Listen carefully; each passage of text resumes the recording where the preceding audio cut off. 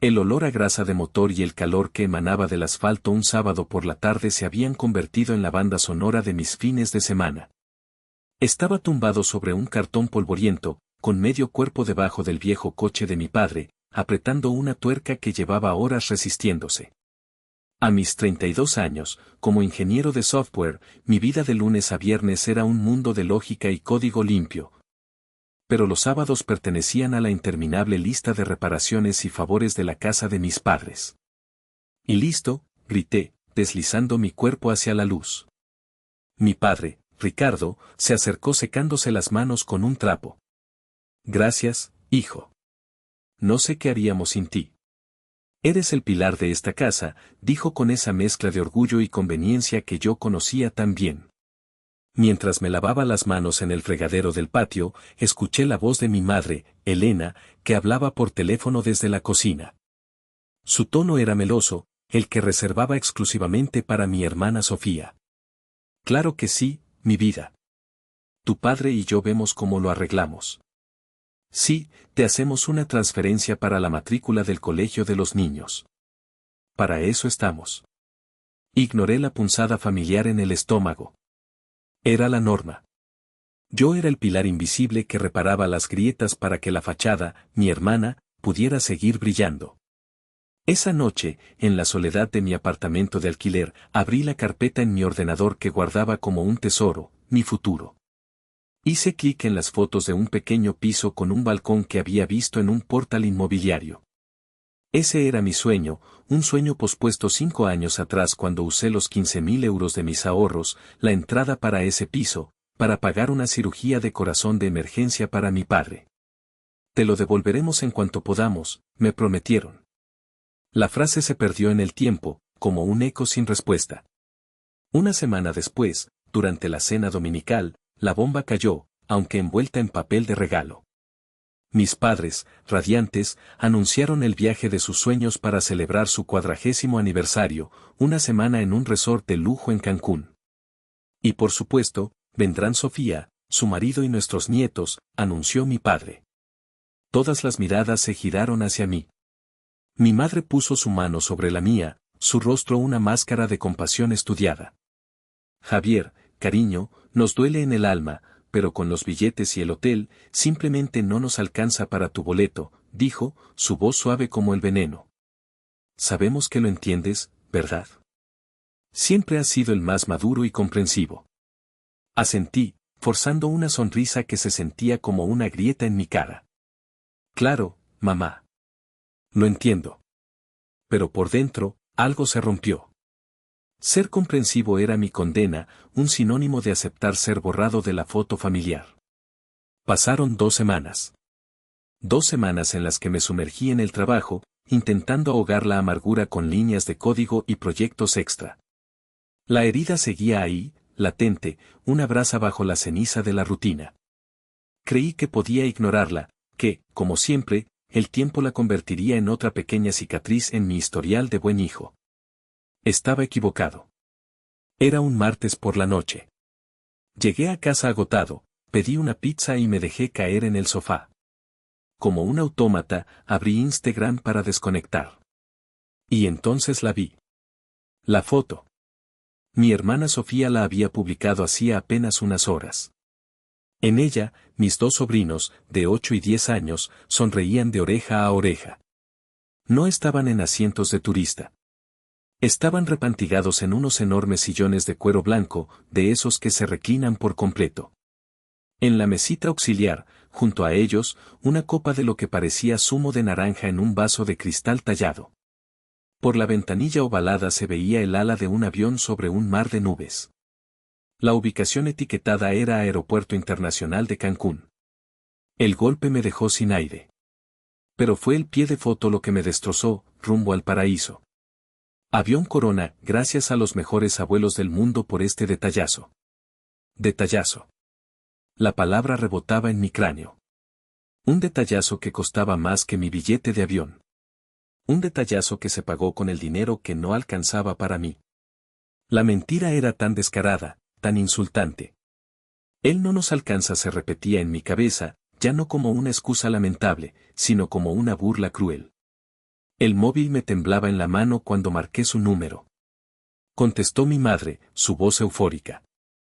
Y Javi, qué sorpresa. ¿A qué no adivinas? Estamos viendo el mar desde el balcón, esto es el paraíso. He visto la foto de Sofía, dije, mi voz más tensa de lo que pretendía. Hubo un silencio. La euforia en su voz se evaporó. Ah, eso, dijo, y su tono cambió a uno defensivo. Ay, hijo, por favor, no seas tan dramático. Fue una oferta de último minuto en el aeropuerto. Un upgrade. Tuvimos suerte, eso es todo. Además, los niños iban a estar muy incómodos tantas horas. ¿De verdad vas a empezar con tus cosas y nos vas a amargar el viaje? Sentí como la sangre me hervía. Un upgrade para 4 personas a primera clase. ¿De verdad? Mi padre debió arrebatarle el teléfono. Javier, escucha, dijo, su voz era dura, cortante. Tu hermana y su marido lo pagaron. Fue cosa suya. Nosotros no tuvimos nada que ver. Ya eres mayorcito, deja de imaginar cosas y déjanos disfrutar de nuestras vacaciones. Y colgó. Me quedé mirando el teléfono, mudo. Gaslighting. Era un libro de texto. Me estaban tratando como a un loco, como a un niño celoso.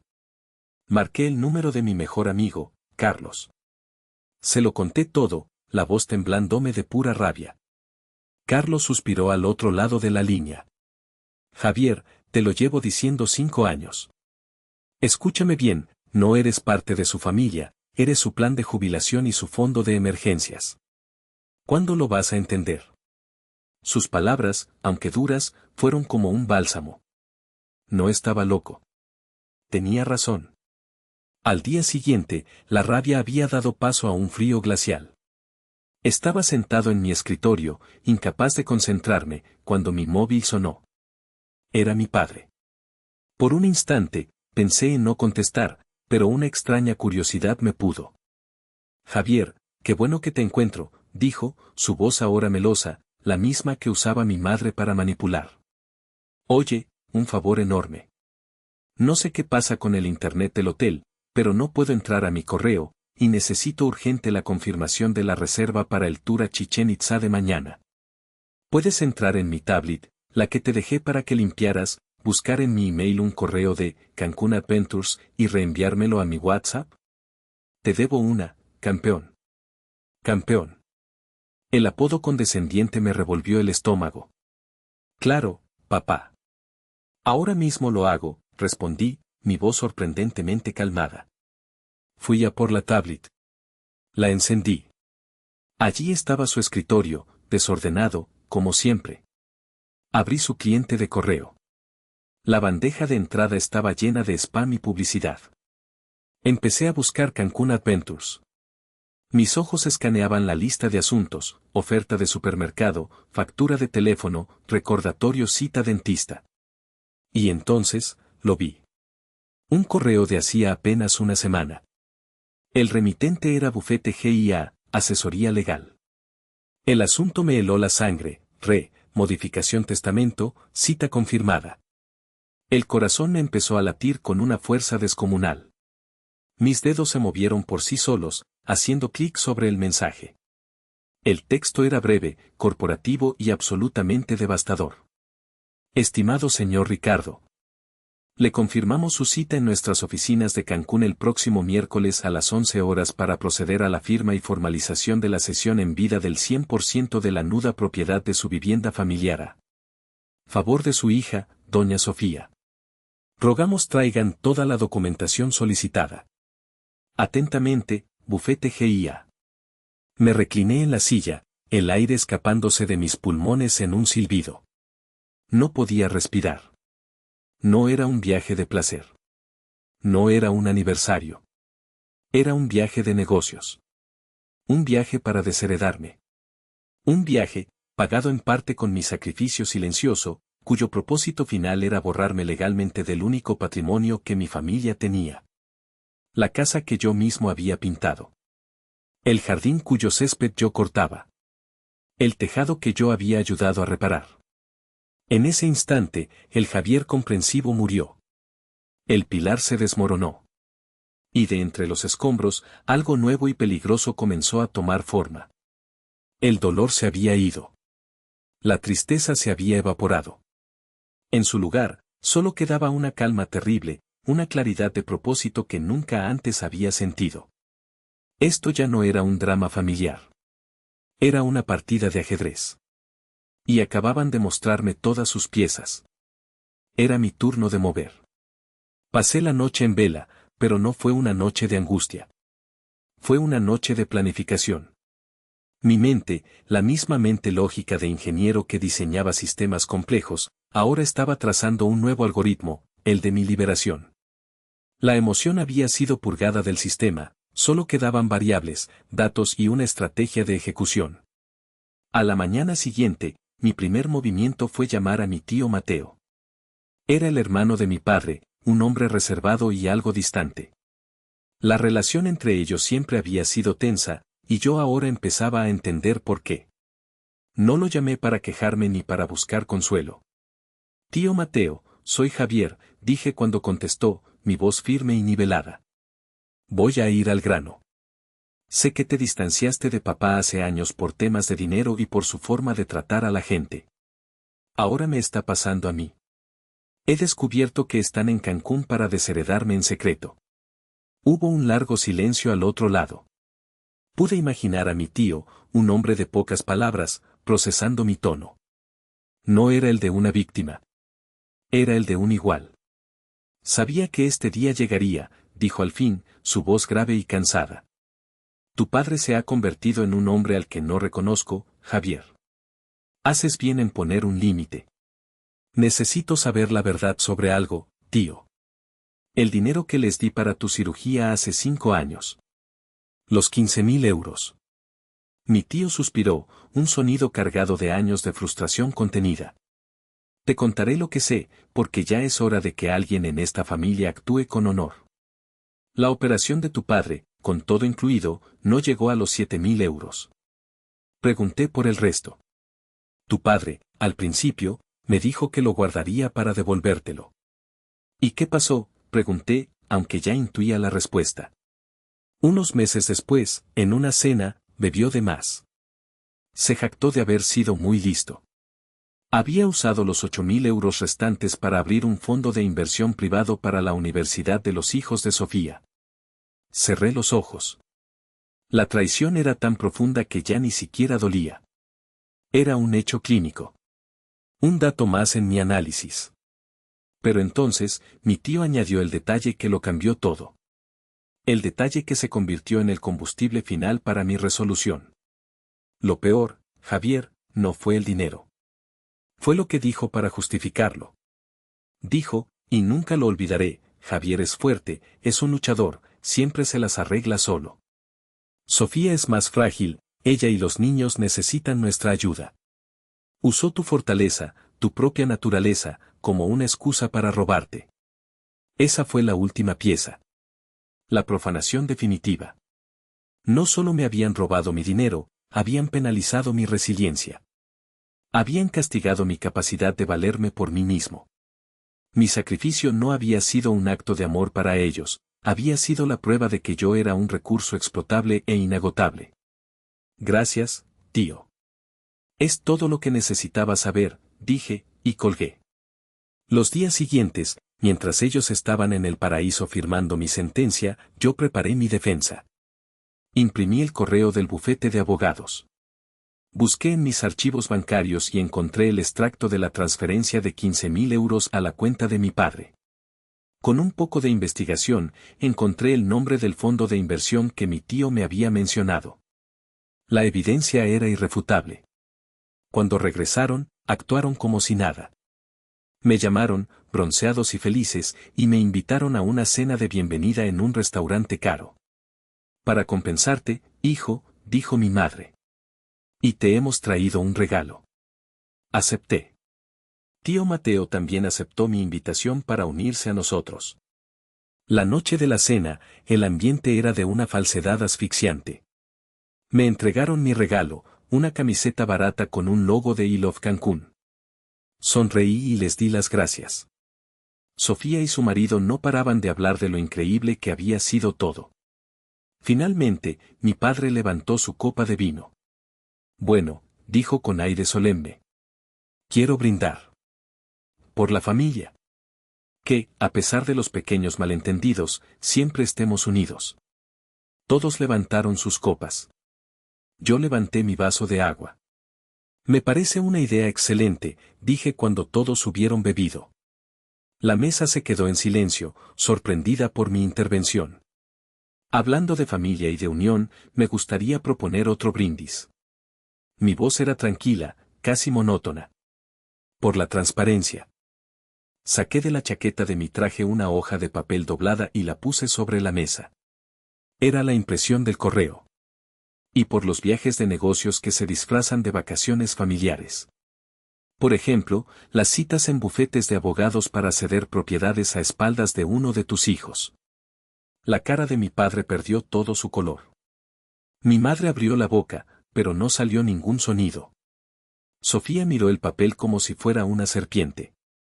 ¿De qué estás hablando, Javier? Te has vuelto loco, balbuceó mi padre.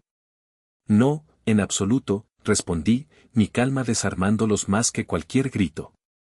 Pero ya que hablamos de dinero y de transparencia, esto me recuerda a otro tema. Puse junto al primer papel el extracto bancario de mi transferencia de 15.000 euros. Me recuerda a la cirugía del corazón. Y a como mi fortaleza, mi capacidad para arreglármela solo, fue la justificación perfecta para financiar el futuro de otros con mi dinero. Miré directamente a mi padre. Citando tus propias palabras, Sofía es más frágil. ¿Verdad? El silencio en la mesa era absoluto, denso, pesado. Tío Mateo me miraba con una expresión de sombrío respeto. Sofía empezó a sollozar, no de culpa, sino de puro pánico al ver su castillo de naipes derrumbarse. Mi madre intentó un último ataque. Tú no eres nadie para venir aquí a... Es nuestro dinero. Nuestra casa. Tienes razón, dije, y me puse de pie. Ya no soy nadie. A partir de esta noche, soy un extraño. No quiero su dinero. No quiero su casa. No quiero su apellido. Metí las manos en los bolsillos. Lo que han perdido hoy no es un activo en su patrimonio. Es un hijo. Y eso, a diferencia de mis ahorros, no lo podrán recuperar jamás. Me di la vuelta y caminé hacia la salida del restaurante, sin mirar atrás, dejando la cuenta sin pagar y una familia rota ahogándose en la verdad que acababa de servirles como plato principal. Los meses que siguieron fueron una sinfonía de desesperación, por su parte. Primero vinieron las llamadas furiosas, que no contesté. Luego, los mensajes de texto, que iban desde el chantaje emocional, tu madre no come de la pena, hasta el intento de manipulación, siempre seremos tu familia, recapacita. Los leía y los borraba. No sentían remordimiento por lo que habían hecho, sentían rabia por haber sido descubiertos. La confirmación final de que había tomado la decisión correcta llegó en forma de un mensaje de WhatsApp de Sofía, un mes después de la cena. Por tu culpa y tu egoísmo, ahora papá y mamá me van a hacer devolverles parte del dinero del fondo de la universidad para sus gastos. Eres increíble. Espero que estés contento. Leí el mensaje y, por primera vez, sentí una punzada de algo parecido a la lástima. No por ella, sino por su ceguera. Ni siquiera en el epicentro de la ruina de su familia podía ver más allá de su propio bolsillo. No habían aprendido nada. Borré el mensaje y su número, y con él, el último vestigio de mi vida anterior. 6 meses después, el aire de la tarde entraba por la puerta abierta del balcón. Mi nuevo apartamento. Era más pequeño que el que había soñado durante años, y el barrio no era tan céntrico. Pero era mío. Cada pared, cada baldosa. El silencio no era un silencio de soledad, sino de paz. Una paz que había comprado con la decisión más difícil de mi vida. Mi teléfono sonó. Era tío Mateo. ¿Qué, sobrino? ¿Listo para ver el partido el sábado o tienes que arreglarle alguna tubería a algún vecino? Bromeó. Me reí, una risa genuina y ligera. Solo si tú pagas las cervezas, le respondí. Hablábamos un par de veces por semana. Se había convertido, sin forzarlo, en la figura paterna que nunca tuve, una basada en el respeto mutuo, no en la obligación. Después de colgar, salí al pequeño balcón. Me apoyé en la barandilla, contemplando la línea de tejados que se recortaba contra el cielo anaranjado del atardecer. Durante años, creí que un pilar tenía que sostener el peso de otros para tener valor. Ahora entendía que el pilar más importante es el que sostiene tu propia vida, tu propia dignidad. Mi vieja familia se había construido sobre los cimientos podridos de la mentira y la conveniencia. Mi nueva familia, la que yo elegía cada día, se construía sobre la honestidad, la de un amigo leal como Carlos, la de un tío que decidió actuar con honor y, lo más importante, la que yo había empezado a exigirme a mí mismo. Este apartamento no tenía los lujos de un viaje a Cancún en primera clase, ni la grandeza de la casa en la que crecí. Pero desde este balcón, por primera vez en mi vida, el horizonte era completa y absolutamente mío. Y me sentía libre.